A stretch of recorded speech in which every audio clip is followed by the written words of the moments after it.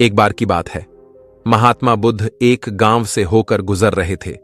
उस गांव में एक तालाब था। महात्मा बुद्ध और उनके सभी शिष्य तालाब के पास रुके। तभी वहां पर एक लड़का अपनी मां के साथ पानी भरने आया। उस लड़के की नजर महात्मा बुद्ध पर पड़ी।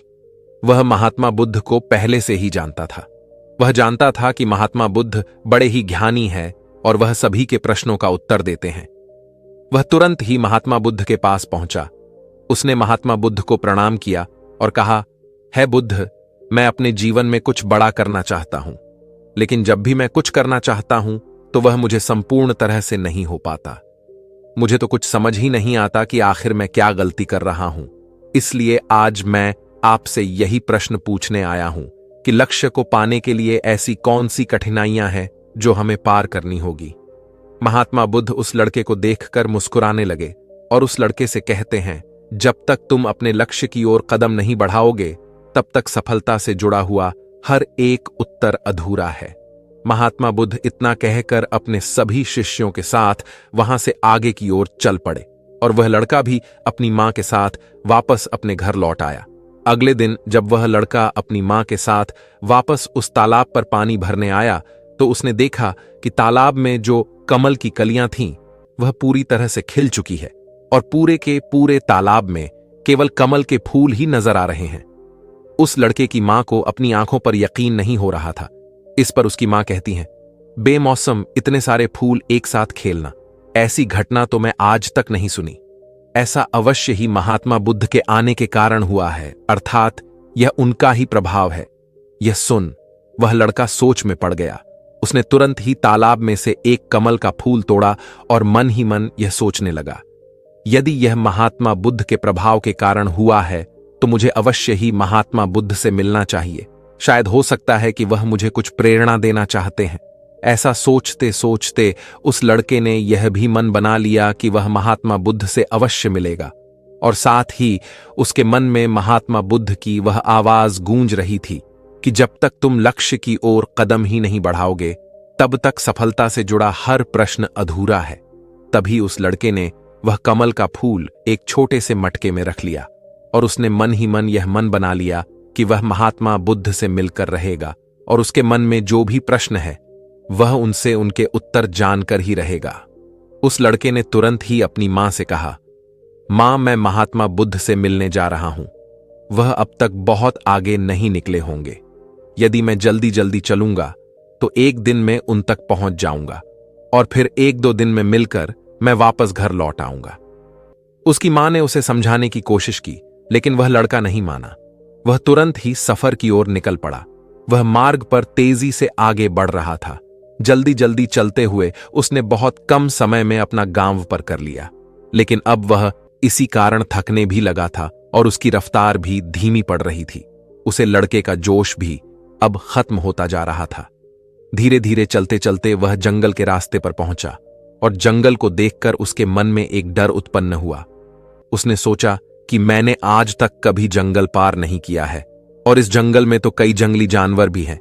यदि मैं रास्ता भटक गया तो मैं महात्मा बुद्ध तक कभी नहीं पहुंच पाऊंगा और यदि मैं किसी गलत रास्ते पर चला गया तो मुझे कम से कम 2 दिन और लगेंगे महात्मा बुद्ध तक पहुंचने के लिए, और यदि वह मुझसे बहुत आगे निकल गए होंगे तो मुझे बाकी रास्ते भी पता नहीं चल पाएंगे और फिर मैं उनसे कभी नहीं मिल पाऊंगा। वह लड़का इसी सोच में पड़ा हुआ था। तभी उसने देखा कि इसी रास्ते से एक घुड़सवार आ रहा था। लड़के ने उस घुड़सवार से कहा, भाई, मुझे जंगल पार करवा दीजिए। मुझे महात्मा बुद्ध से मिलना है। मुझे यह कमल उन्हें देना है। क्या आप मुझे जंगल पार करवा सकते हैं? इस पर वह घुड़सवार कहता है, बेटा देखो, मैं तुम्हें ले तो नहीं जा पाऊंगा, लेकिन मैं तुम्हारी मदद जरूर कर सकता हूं। यदि तुम चाहो तो यह कमल वाला मटका मुझे दे दो, मैं इसे महात्मा बुद्ध तक पहुंचा दूंगा।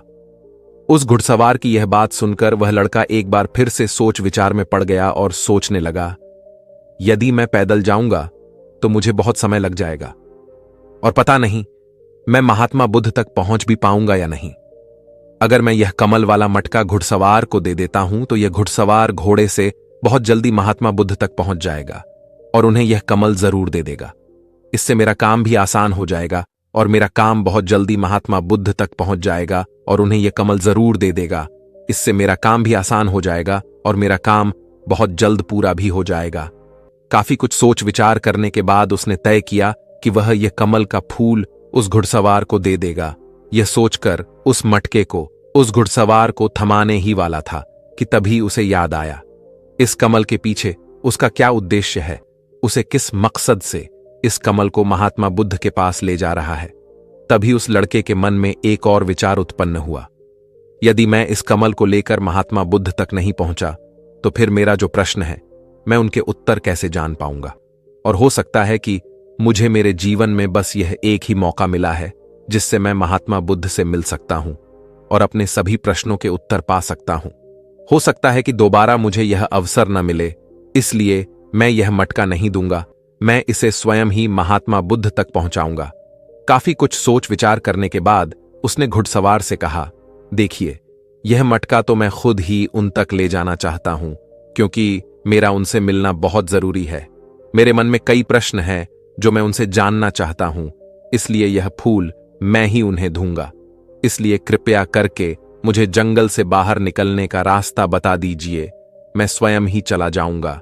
इस पर उस घुड़सवार ने उस लड़के को जंगल से बाहर जाने का रास्ता बता दिया और वह उस मार्ग पर आगे की ओर बढ़ता चला। वह जल्दी जल्दी मार्ग में आगे बढ़ रहा था और देखते ही देखते शाम का वक्त भी होने को आया था। तभी उस लड़के के मन में एक और विचार आया और वह यह सोचने लगा, यदि शाम के वक्त मैं इस जंगल में भटक गया तो मेरा क्या होगा, मैं महात्मा बुद्ध तक कैसे पहुंच पाऊंगा, और अगर मैं उनसे नहीं मिल पाया तो मेरी यात्रा तो बेकार हो जाएगी। इससे तो अच्छा होता कि मैं उसे घुड़सवार को ही यह मटका दे जाता, वह उसे महात्मा बुद्ध तक अवश्य पहुंचा देता। मुझे तो घर लौट जाना चाहिए था, यही मेरे लिए बेहतर होता। इस प्रकार के उस लड़के के मन में तरह तरह के विचार उत्पन्न हो रहे थे। ऐसा होगा तो क्या होगा, वैसा होगा तो क्या होगा, यदि मैं भटक गया तो क्या होगा। तभी उस लड़के ने उस कमल की ओर देखा। उसे कमल से ही उसे महात्मा बुद्ध की याद आई। महात्मा बुद्ध के चेहरे पर वह असीम शांति थी। उसे महात्मा बुद्ध की वह मुस्कान याद आई। तभी उसके मन में एक और विचार उत्पन्न हुआ, जिनके आने से हमारे तालाब में अनेकों फूल खिल गए, जिसके साथ होने से हमारे मन को प्रेरणा मिलती है, जिनके चेहरे पर वह असीम शांति है जिसे मिलकर मेरा मन शांत हो जाता है। यदि मैं उनसे मिल पाऊं तो मुझे कितना कुछ सीखने को मिलेगा।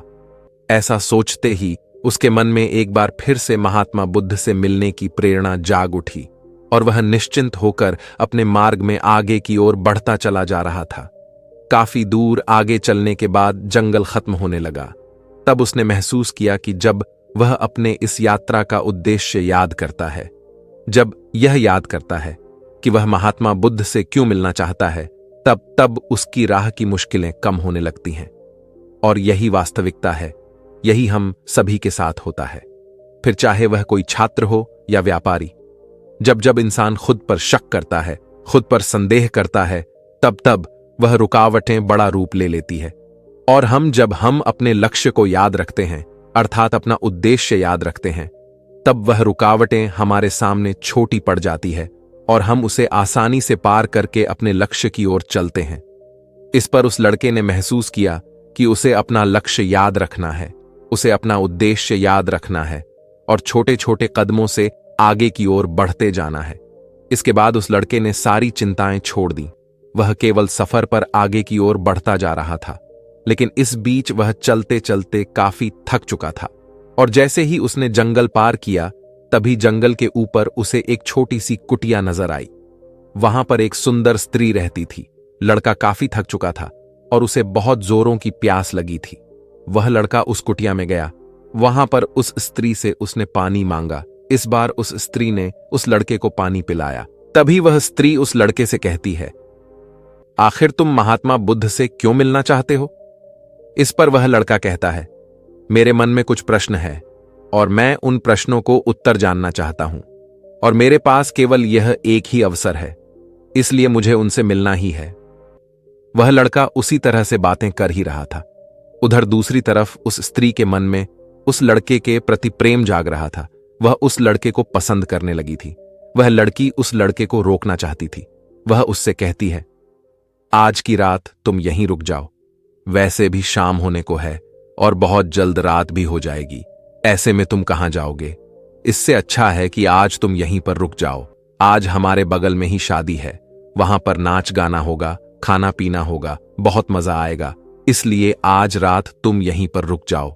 उस स्त्री के मुख से यह सब सुनकर वह लड़का यह समझ चुका था कि यह स्त्री मुझे बहुत पसंद करती है और वह बहुत भी सुंदर भी है। उसकी सुंदरता को निहारत हुए वह लड़का मन ही मन सोच रहा था कि यदि मैं इससे दोस्ती कर लूं तो मेरा जीवन तो संवर जाएगा, मुझे जीवन का मजा आ जाएगा। और वैसे भी आज रात तक तो मैं महात्मा बुद्ध से मिल भी नहीं पाऊंगा, तो क्यों ना मैं यहीं पर रुक जाऊं। तभी उस लड़के ने जवाब देते हुए कहा, मैं कुछ देर में सोचकर बताता हूं। लड़का इस विषय पर सोच ही रहा था कि तभी उसके मन में एक बार फिर से महात्मा बुद्ध की वह बात याद आ गई और उसे यह एहसास हुआ कि मैं इतनी दूर से यहां पर क्यों आया हूं। उसने मन ही मन खुद से प्रश्न किया, क्या मैं यहां पर इतनी दूर इस लड़की से मिलने के लिए ही आया था? नहीं नहीं, ये मेरी मित्र नहीं बन सकती। क्या भरोसा आज को इसका मन मुझ पर आया है और कल को किसी और पर आ गया तो मैं क्या करूंगा। उस लड़के ने तुरंत ही उस कमल की ओर देखा। तभी उसे उसका उद्देश्य याद आ गया और उसने तुरंत ही यह निर्णय लिया कि वह आगे की ओर बढ़ेगा। उसने उस लड़की को साफ साफ मना कर दिया और अपने मार्ग की ओर आगे बढ़ चला। जब वह आगे की ओर जा रहा था तभी उसे अपने इस निर्णय पर अफसोस हो रहा था। उसे ऐसा लग रहा था यदि उसे महात्मा बुद्ध ना मिले तो उसके हाथ से यह स्त्री भी चली जाएगी। इस बात का उसे बहुत मलाल था, लेकिन वह धीरे धीरे मार्ग में आगे बढ़ता गया। कुछ दूर आगे जाने के बाद जब उसका मन शांत हुआ तब उसे इस बात का एहसास हुआ यदि वह उसे स्त्री के पास रुक जाता तो वहां अपने इस उद्देश्य को कभी पूरा नहीं कर पाता और उसकी यह यात्रा बेकार हो जाती, उसकी इतनी मेहनत व्यर्थ हो जाती।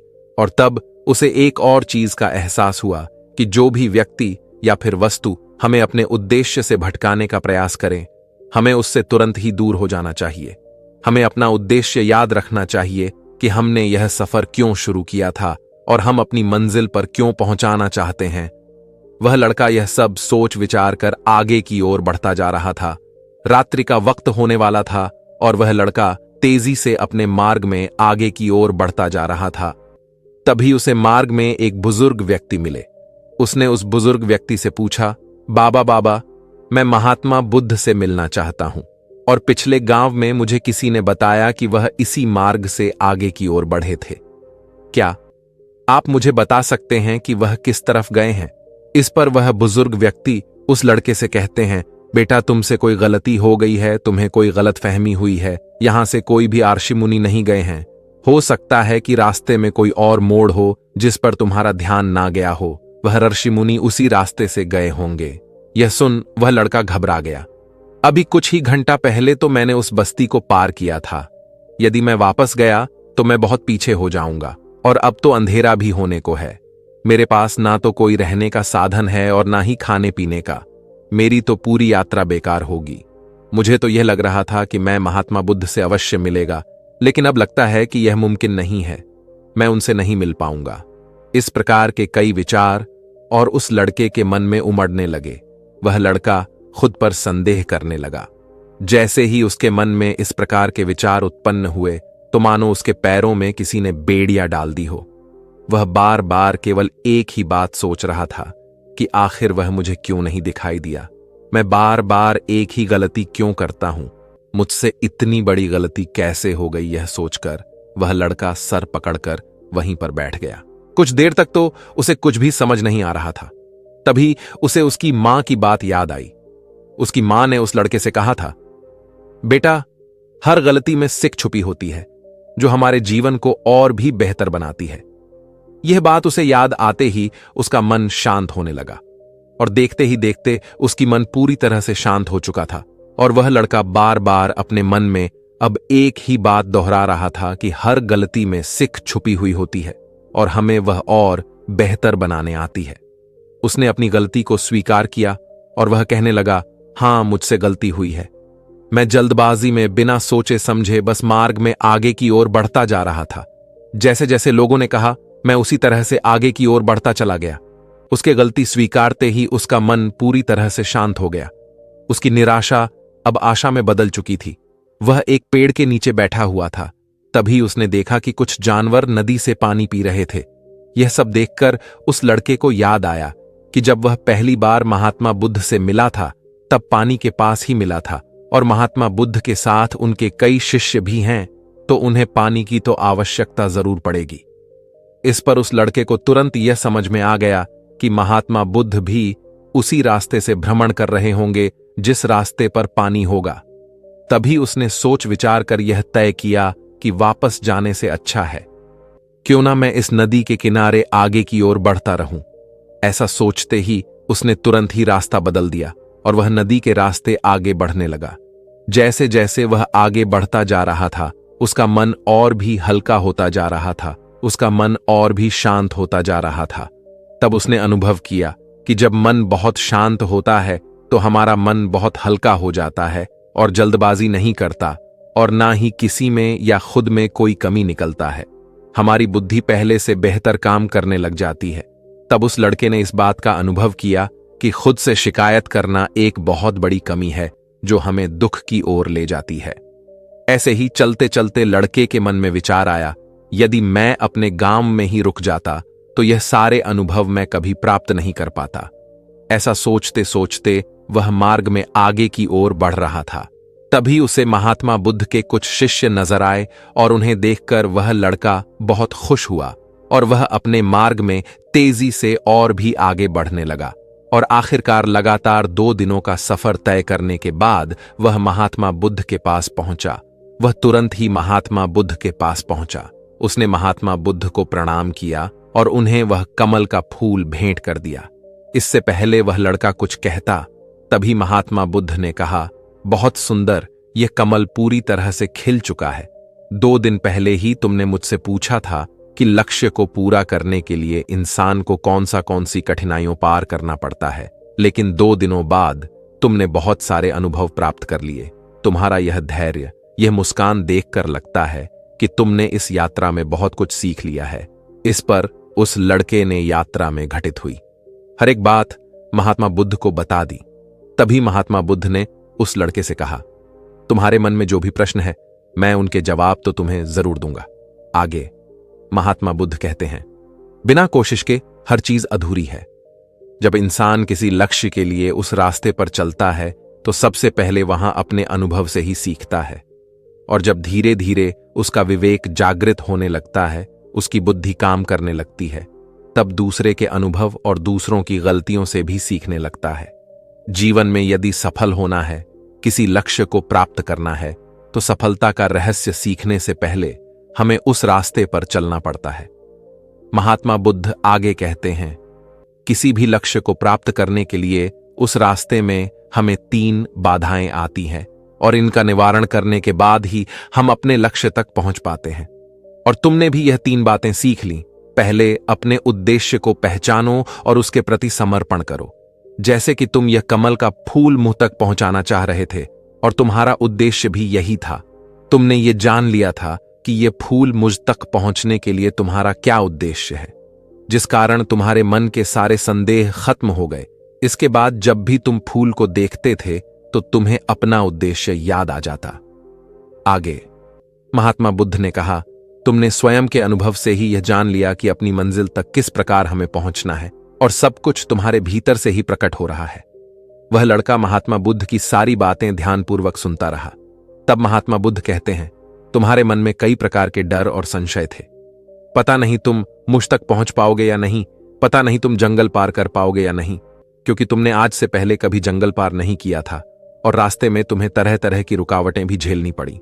और जब हमारे रास्ते में तरह तरह की रुकावटें उत्पन्न होती है, तब हमारा मन बाधित होता है, हमारा मन भटकने लगता है और हम अपने लक्ष्य से भटक जाते हैं। लेकिन जब हम अपना सारा ध्यान रुकावटों से हटाकर अपने उद्देश्य पर लगाते हैं, तो सारी रुकावटें खुद ब खुद छोटा पड़ने लगती हैं और हम उन्हें आसानी से पार कर जाते हैं।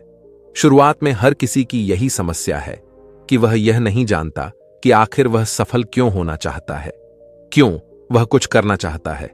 इसी कारण उनके सामने परेशानियां भी बहुत ज्यादा होती हैं और वह उन परेशानियों के सामने घुटने टेक देते हैं। लेकिन जैसे जैसे आप आगे बढ़ते हैं, अपने लक्ष्य के प्रति समर्पित हो जाते हैं, तो वैसे वैसे चलते जाना आसान हो जाता है और हम अपने लक्ष्य तक पहुंच ही जाते हैं। आगे महात्मा बुद्ध उस लड़के को तीसरी बात बताते हुए कहते हैं, असली शक्ति इच्छाओं को पूरा करने में नहीं बल्कि उनको मिटाने में है। हम जानते हुए भी सही काम नहीं करते। अगर हम अपनी उद्देश्य की ओर आगे बढ़ते हुए आकर्षणों के पीछे रुक जाते तो हमारी यात्रा कभी पूरी नहीं हो सकती। इसलिए जैसे कि इस यात्रा के दौरान तुमने फूल हमेशा अपने साथ रखा, अपने पास रखा, वैसे ही उद्देश्य से भी हमेशा सामने रखना चाहिए। हमारा लक्ष्य हमेशा हमारी आंखों के सामने होना चाहिए। इससे हमें निर्णय लेने में आसानी होती है। अन्यथा हमारे मन का संदेह, हमारी मन की शंका हमें कभी भी सही निर्णय नहीं लेने देता और वह हमें मन की उलझनों में फंसा कर रख देती है। इसलिए संदेह के प्रति सचेत रहे। आगे गौतम बुद्ध उस लड़के को समझा बुझाकर उसे विदा कर दिया। इस कहानी से क्या सीखने को मिला, कमेंट सेक्शन में जरूर बताएं और हां, इस चैनल को सब्सक्राइब जरूर कर लें। प्राचीन समय की बात है। जापान में एक बहुत ही प्रसिद्ध बौद्ध भिक्षु रहा करते थे। उनका नाम रिसाई था। रिसाई अकेले रहते थे। दुनिया के शोर शराबा से दूर जंगल में वो रहते थे और वह बड़े ही ध्यानी और प्रभु भक्ति व्यक्ति थे। इसलिए वह पूरे जापान में बहुत अधिक प्रसिद्ध थे। एक दिन एक राजकुमार देसाई के पास आया और बोला, हे प्रिय भिक्षु, मैं हमेशा थका हुआ और निराशा और परेशान महसूस करता हूं। मेरा मन बहुत परेशान रहता है। हालांकि मेरे पास सब कुछ है, दौलत, शोहरत, सुख, सुविधा जो हर व्यक्ति चाहता है या पाने की इच्छा करता है, लेकिन फिर भी मेरे अंदर इतनी अशांति और चिंता क्यों है? रिसाई ने उसकी बात बहुत ही ध्यानपूर्वक सुनी और कुछ सोचने के बाद कहा, तुम इस प्रश्न का उत्तर जानते हो। तुमने कभी इस प्रश्न को हल करने की कोशिश नहीं की है। रिसाई ने आगे कहा, मैं एक रिसर्च करना चाहता हूं। क्या तुम मेरा साथ उसमें दोगे?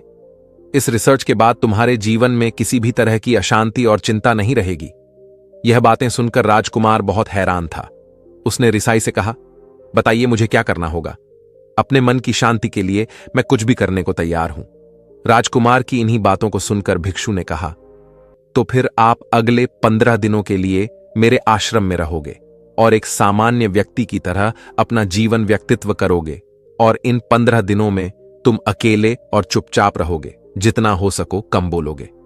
राजकुमार उस भिक्षु की बातें सुनकर सहमत हो गया। पहले दिन राजकुमार को लगा कि उसका मन सामान्य से अधिक परेशान और विचलित है। उसके मन में तरह तरह के विचार आ रहे थे और वह आम लोगों की तरह जीवन जीने में असहज महसूस कर रहा था। उसे अंदर से बोलने की इच्छा हो रही थी, लेकिन वह चुपचाप रहा। उसके मुंह से एक भी शब्द नहीं निकला, बस मन मारकर चुपचाप बैठा रहता। लेकिन रात होते होते उसके अंदर ही अंदर शांति का अनुभव होने लगा। उसके लिए यह अनुभव अजीब था। वह खुद से पूछ रहा था कि वह अंदर ही अंदर इतना खुश क्यों है और उसकी आंतरिक बेचैनी और उसकी चिंता कम क्यों होने लगी है। अगले दिन राजकुमार अकेला चुपचाप बैठा रहा और वह प्रकृति को निहार रहा था। वह पौधों को, फूलों को, आकाश में उड़ रहे पक्षियों को। वह अपने जीवन में पहली बार यह अद्भुत दृश्य महसूस कर रहा था कि उसके पास कितनी सुंदरता है। वह दिन भर प्रकृति की सुंदरता को निहारता रहता और उसकी ताजगी को महसूस करता रहता। इसी तरह से 10 दिन हुए और उसके मन की सारी बेचैनी, सारी हलचल, सारी उथल पुथल और सारा तनाव गायब हो गया। 11वें दिन की सुबह राजकुमार फिर एकांत में बैठ गया और कुछ मिनट में उसकी आंखें अपने आप बंद हो गईं और वह गहरे ध्यान में चला गया। वह पूरे दिन वहीं पर आंखें बंद करके बैठा रहा और गहरे ध्यान में डूबा रहा। ना कोई शब्द, ना कोई चिंता। राजकुमार भीतर से असीम शांति और आनंद से भर गया। राजकुमार अपने बाकी के 4 दिन इसी तरह से ध्यान में बिताने के 15 दिन बाद रिसाई के सामने प्रस्तुत हुआ और उनको प्रणाम करके बोला, प्रिय भिक्षु, मुझे उत्तर मिल गया कि मेरे मन में इतनी उथल पुथल और चिंता क्यों थी। मैं जान गया कि मेरा मन इतना अशांत और विचलित क्यों था। रिसाई मुस्कुराते हुए पूछा, बताओ क्या उत्तर मिला तुम्हें? राजकुमार ने कहा, मैं आवश्यकता से अधिक बातें करता था। मैं किसी पर भी अपने शब्द और ऊर्जा व्यर्थ करता था। मैं दिन भर अपने लोगों से फालतू की बातें करता रहता और फिर उन्हीं के बारे में अकेला सोचता रहता और ज्यादा समय नकारात्मक ही सोचता रहता। इस तरह मैं बस अपना समय बर्बाद कर रहा था। ज्यादा बोलने और नकारात्मक सोने की वजह से मेरा मन अशांत और बेचैन हो रहा था और इसी वजह से मैं किसी भी काम को ठीक से नहीं कर पा रहा था, जिसकी वजह से मैं हर काम में असफल होने लगा। और फिर इन्हीं लगातार मिलने वाली असफलताओं की वजह से ही मैं और भी उदास और चिड़चिड़ा हो गया था। इन्हीं सभी चीजों की वजह से मेरा जीवन नष्ट हो रहा था। लेकिन यहां पर बीते हुए 15 दिन मेरे लिए पूरी तरह से अलग थे। मुझे कुछ अलग ही एहसास यहां पर हो रहा था। मुझे ऐसा लग रहा था कि मैं अपना पूरी तरह से जिंदगी जी रहा हूं, लेकिन इससे पहले मैं अपना जीवन गलत तरीके से जी रहा था। और मैंने यह भी सीखा कि हमें सिर्फ ध्यान करने की जरूरत नहीं है, ध्यान अपने आप होता है। जब हम शांत और मौन होते हैं, ध्यान के पिछले कुछ दिनों के दौरान मैंने जो पहली चीज सीखी वह यह है कि मनुष्य के जीवन की सबसे महत्वपूर्ण चीज स्वयं को जानना ही है। यह सुनकर रिसाई ने कहा, सिर्फ तुम ही नहीं, दुनिया में ज्यादातर लोग जरूरत से ज्यादा बोलते हैं। आज भी लोग ज्यादातर समय केवल एक दूसरे को नीचा दिखाने के लिए ही बोलते हैं। कुछ लोग ना चाहते हुए भी बातें करते हैं और अपना जीवन बर्बाद कर लेते हैं। रिसाई ने राजकुमार को चुप रहने का महत्व समझाते हुए कहा। एक बार गौतम बुद्ध से उनके शिष्यों ने पूछा, प्रिय बुद्ध, आप ज्यादा समय चुप क्यों रहते हैं? बुद्ध ने कहा, क्योंकि चुप रहने से व्यक्ति अंदर से आनंद शांति की गहराइयों में होता है। मौन अपने भीतर की ओर उतरने की पहली सीढ़ी है। मौन के बिना स्वयं को जानना असंभव है। स्वयं को जानने और समझने का पहला नियम है कि मौन हो जाओ, उतना ही बोलो जितना अत्यंत आवश्यक हो। बेफिजूल की बातें करना छोड़ दो। तुम अचानक पाओगे कि 90% से भी ज्यादा लोग व्यर्थ ही ज्यादा बोलकर अपना समय बर्बाद कर रहे हैं। ना बोलने का कोई भी नुकसान नहीं है, लेकिन यदि आप ज्यादा बोलते हैं तो आप अत्यधिक गलती कर देते हैं। अगर व्यक्ति कम बोलना शुरू कर दे तो दुनिया की 90% मुसीबतें कम हो जाएंगी, झगड़े फसाद कम हो जाएंगे, उपद्रव काम हो जाएंगे। अगर लोग चुप रहना सीख लिए तो संसार की बहुत सारी समस्याएं हैं। बहुत सारा उपद्रव सिर्फ बोलने से पैदा होता है। सारी बात मौन सीखने की है। जब तुम नहीं बोलते तब तुम एकांत में अकेले हो गए, भीड़ में भरे बाजार में खड़े होकर भी नहीं बोलते। हिमालय की शिखर में पहुंच गए। जिसे मौन की कला जान ली, वह भीड़ में भी अकेले होने की कला जान लेता है। एकांत में तो आदमी स्वर्ग में है, दूसरे की उपस्थिति ही बेचैनी पैदा करती है। पहले तुम्हें चुप रहने की शक्ति को धारण करना होगा। इससे तुम अधिकतर ऊर्जा को बचा लोगे और फिर उस स्थिति में पहुंच जाओगे कि तुम कभी भी ज्यादा नहीं बोल पाओगे। अगर तुम किसी की यहां पर जा रहे हो और परेशान हो जाओ तो ऐसे में उचित है कि आंखें बंद कर लो और अपने में खो जाओ। वहां से आपको ताजगी महसूस होगी, क्योंकि तुम्हारे अंदर ही जीवन का वह स्रोत छिपा हुआ है, वह किसी दूसरे में नहीं है। इसके बाद राजकुमार उन रिसाई से पूछते हैं, आखिर कौन हमें अपने अंदर तक ले जाएगा? यह बातें सुनकर रिसाई कहते हैं, तुम्हें स्वयं ही अपने अंदर उतरना होगा और वहीं से परम राज्य जीवन का आनंद ले पाओगे। आनंद का यही से जन्म हुआ है, यहीं से तो मौत में डूब जाओगे। यही तुम्हारा सूरज उदय होगा और यही से अस्त होगा। इसी प्रकार तुम बार बार चुटकी लगाओ। जब भी तुम चुटकी लगाकर वहां से लौटोगे तो पाओगे कि फिर तुम्हारे जीवन में एक ताजगी भरी नई संपदा मिली है। और इस नई शक्ति के जन्म होने से तुम्हारी थकान चली जाएगी, उदासी चली जाएगी और चिंता चली जाएगी। जैसे कोई स्नान करके लौटता है तो शरीर शीतल हो जाता है, शांत हो जाता है। ऐसे ही जब भीतर से साफ होकर वापस आता है, मौन में स्नान करके लौटता है, तो समस्त अस्तित्व व्यक्तित्व शांत और मौन हो जाता है, आनंदित हो जाता है। जब तुम आंतरिक मौन की उस पराकाष्ठा पर पहुंच जाओगे तब तुम पाओगे कि बोलने से भी तुम्हारा मौन खंडित नहीं होता, वह बना ही रहता है। उसकी एक अंतर्धारा लगातार तुम्हारे भीतर बहती रहती है। तुम बोलते हो, तुम शब्दों का उपयोग भी करते हो, लेकिन वह तुम्हारे मन को खंडित नहीं कर पाती। एक बार गहरी मौन में स्थिर हो जाओ, फिर तुम्हारी वाणी में भी मीठास आ जाएगी। तुम्हारा बोलना संगीतपूर्ण होगा, तुम्हारा बोलना सत्य होगा। तुम बोलोगे तो दूसरों पर भी शीतलता छा जाएगी। जैसे ही तुम अंदर से चुप होते हो, तुम इतने शक्तिशाली होने लगते हो कि समाज के निर्भरता तुम छोड़ने लगते हो और तुम्हारे जीवन में एक मस्ती आती है जो कि केवल दीवानों के जीवन में होती है। तुम्हारे चेहरे पर एक नई रौनक आ जाती है, तुम्हारी आंखें किसी अमृत के समान हो जाती हैं और तुम अनंत शांति के समुद्र में डूबने लगते हो। इतना कहकर भिक्षु रिसाई ने अपनी बात खत्म की और वह मौन में चले गए। राजकुमार उनका धन्यवाद करके अपने महल में चला गया।